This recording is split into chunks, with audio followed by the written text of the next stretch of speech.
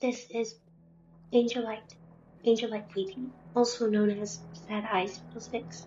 I'm an internet angel, an angel with Black Hat Syndrome, an angel VTuber.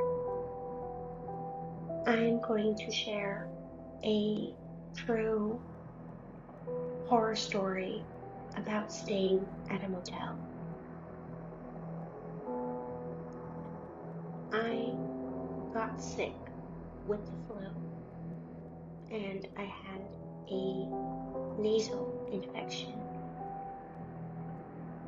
I went to the hospital to try and take care of it and be on the road to recovering from this flu. But they were very curt with me and they were quick to put me back outside. So I went to the usual place and I reached out to them for medical help, and they gave me a referral to stay at a motel for a few nights. When I got there, I was settled in. I managed to watch TV after such a long time. It was honestly a minute since I had seen SpongeBob and, watched the news and other shows and actually be able to lay down and rest. It was a Friday evening and all of my belongings were tucked inside and I had the door locked. I kept interactions to a minimum and I didn't really talk to anybody else. I kept to myself. That Friday night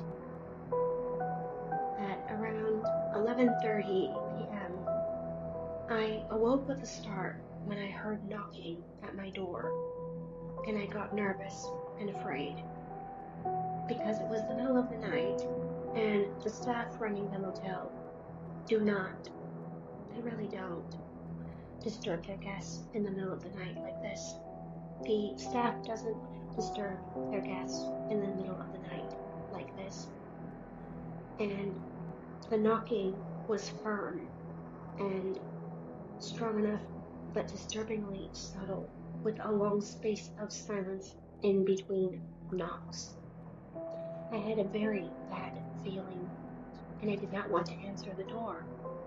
I did not want to invite anyone over, because I don't know anybody in this city. And I have been getting harassed a lot lately. As the knocking continued, I paused. I stayed quiet and still, even though the TV was on. I waited for the knocking to stop and for whoever it was to leave. But to my dread, the knocking continued, and it became more distressing and unnerving and disturbing. Who would knock on a random guest's door at the motel in the middle of the night? I kept to myself this entire time, and I was in the room for the majority of the time, and this, whoever it was outside, this unwelcome guest at my door, disturbed what little peace I had while I was grappling with the flu and with a cold. I had the TV on, but at a low volume, and I got scared because I forgot to turn it off as I fell asleep. Alright, so the knocking persisted, and despite my refusal to open the door, the knocking only continued, and whoever it was not going to leave unless I answered. I had no choice but to answer the door because they would not stop knocking, and I didn't want to yell at them, "Go away." I thought, well, there was just no room for privacy, not even at this motel. I made sure that when I would open the door, that I would only open the door slightly to ensure that whoever it was would not be able to force their way in, however way they would do it. I opened the door slightly, and with my heart in my throat. And when I opened the door, I made sure to keep the door ever so slightly ajar to ensure whoever it was would not be able to try to force themselves in as a precaution. Honestly, it was disturbing. To my horror, I saw a creepy, grody looking bald man who was shaven, wearing a wife beater, jeans, sneakers, and a beanie. And he had tattoos on his arm and on his face. And he seemed to be between the ages of 40 or 50. I was upset at this trespass and this sudden intrusion on my privacy and during my stay at that motel in the middle of the night. I was afraid, but I asserted myself to the best of my ability and angrily and firmly told this creepy man that it was the middle of the night and that he disturbed me.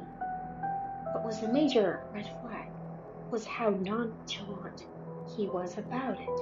And then he tried to gaslight me by asking me if he's seen me somewhere before, or if I was someone he knew. I honestly had the strong impression that what he did was deliberately invasive and unbelievably forthright, and felt like a form of intimidation. This is what it looked like and felt like. He said, "Sorry, do I know you?"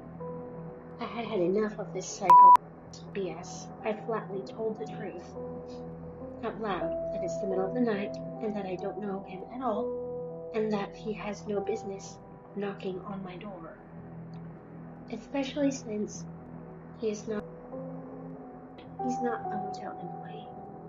He's not a motel employee, thank God. I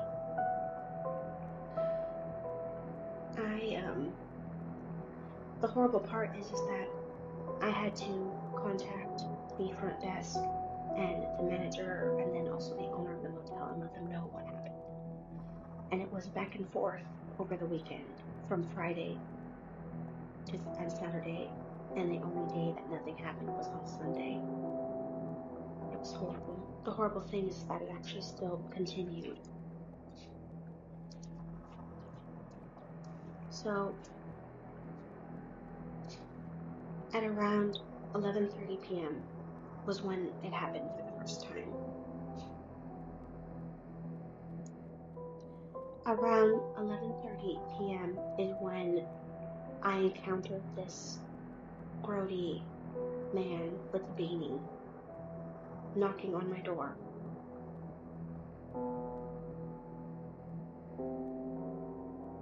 I swear to God, this is so hard to do. All right. So